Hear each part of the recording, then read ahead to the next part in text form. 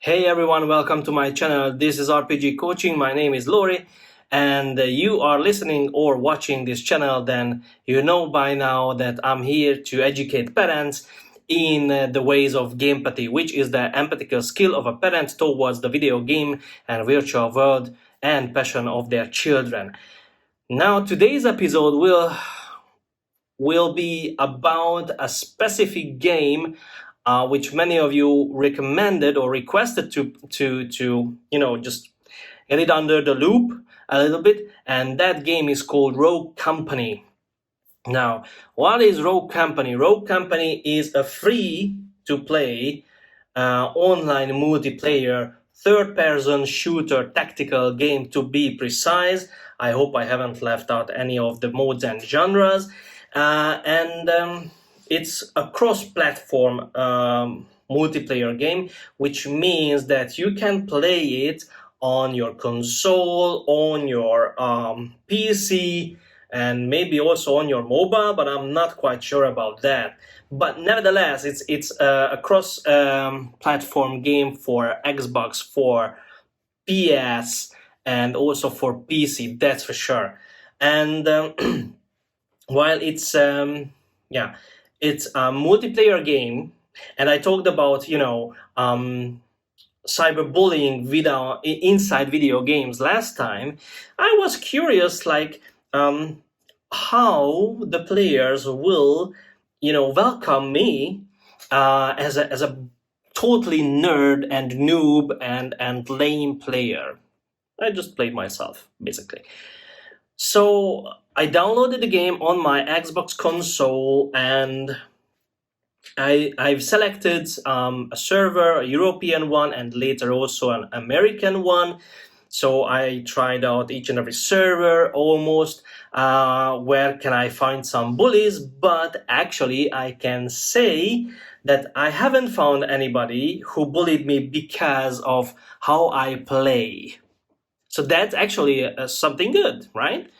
Now, let's talk a bit about the game, because I know many of the parents are concerned, like, is it dangerous for my kid, or is it not, or what is it all about? So, just as I told you, Rogue Company is an online multiplayer tactical game, which includes shooting, of course. That's the reason why the Pan-European Gaming Formation, I hope I spell it well, PEGI, rated the game for 16, which means people under the age of 16 shouldn't play the game. Also, that I saw another rating from, I don't know exactly where, rated T for teens, but I'm not quite sure which organization put the label on it. Nevertheless, the main thing is, if your child is under the age of, let's say, 16, I wouldn't recommend it, because it contains also violence. However, there are no blood and gore involved into the game.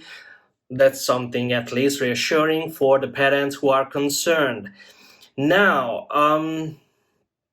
but if your kid is around 16 and he or his friends are already playing Rogue Company, then I would say just give it a try. Also for yourself. Might well worth the struggle, who knows? So, what else? Yeah, so basically what you need to know, it's a free game, so you can download it, purchase it for free from any stores.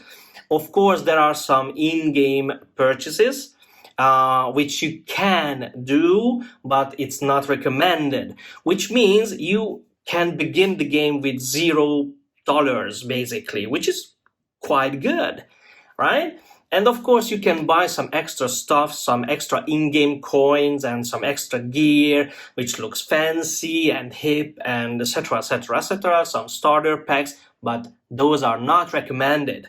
And you can play easy the game without those stuff. So far, we are at $0. Okay, so about the gameplay. First, you need to select your character. There are many characters in the game which are available, and there are many which are not yet available. So they are, coming. There are female and male characters. So those characters are all human characters. So no alien species are involved yet, as far as I could see. But there are really, various characters you can choose. There are female and male characters as well. I picked a guy who was a former Texas Ranger. Yeah, so and because I kind of liked his outfit, and I started to play. Now, what you need to know is, before you start playing, you need to choose what kind of game mode you would like to play. And of course, before you start your very first game, there are some tutorial training videos and training fields in which you can learn how to move, how to control your character, and what kind of special abilities does your character have. So it's really interesting, and it's going really into depth. Like, if you would like to play it on a deeper level, then you are free to go through all those training sessions before you hit ground zero. But after you finish your training, you are good to go, and you are, good to join the plays. Now, what I have seen so far, there are 3 game modes I have played. The first one is the Extraction. It's called Extraction. This is a 4-player versus 4-player mode. Where you get an objective to do. Obviously, those 2 groups are fighting each other.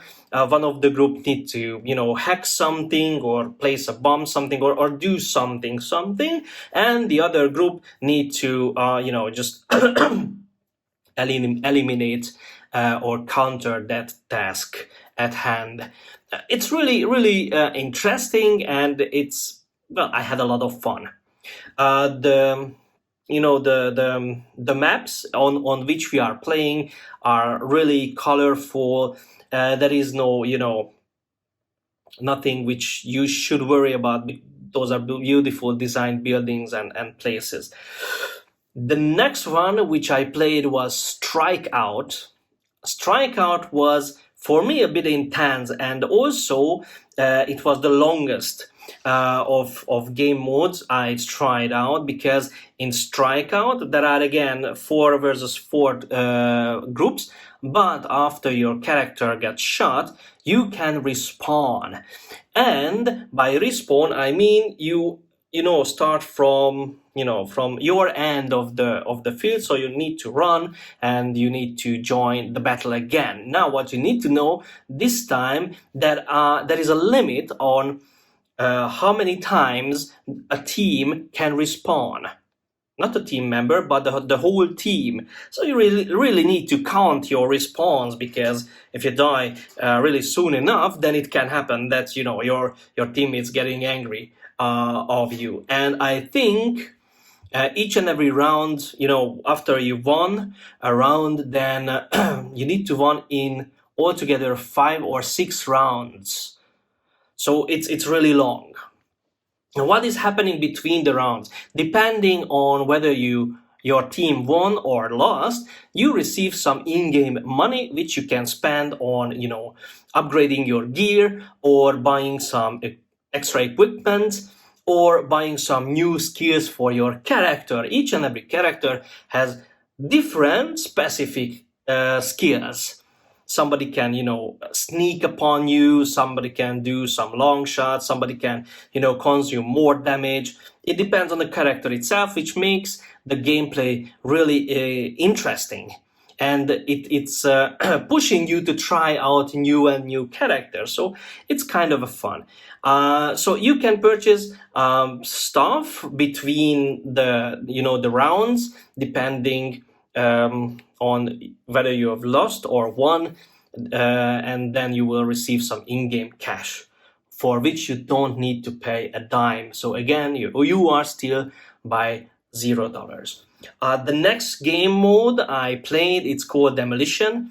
Demolition is again a 4 versus 4 player mode, and basically one team need to place a bomb on a structure or on a site, and the other team need to defuse it. That's it. So those are the game modes or which I tried in Rogue Company, and my verdict on the game itself is that it's really colorful. The characters and the character design are really awesome. I really liked it. Just as I said before, there are no blood and gore involved, so it's not that intense, so to speak, in that sense. And it's rated for teens. So if your teen would like to give it a try, then just let it. So for the parents, yeah, who really decide to download this game and allow your kids to play, you know that basically if your kid plays, let's say, an hour, that means your kid participated in many of those game modes rounds. So enough is enough. But at least you can put a time frame around, the gaming time. And if your kid is playing Rogue Company, then it's a really nice opportunity to set the timer, so to speak, for 1 hour or so. It can be, a gesture of your goodwill. If the homework is done and the chores are done, as a prize for the day, you can allow your kid to play, for instance, Rogue Company. There is also a communication involved for Rogue Company as well. There are some Discord servers where player can interact with each other, whether on chat or on, on Team Talk. I haven't tried it out, to be fair, so I wasn't involved into those kind of communications. But nevertheless, if I'm not involved myself into those team communications, nobody will find me also to bully. But also inside the games, there is, basically some group movement and some really good tactical stuff or topics which you can learn and in which you can also evolve. That was it. Feel free to hit the like button if you like this video. Don't forget to subscribe on the channel. And if you're listening to Gamepathy podcast, then make sure that you share the link with all your fellow parents. Until the next time, stay awesome and see you. Bye.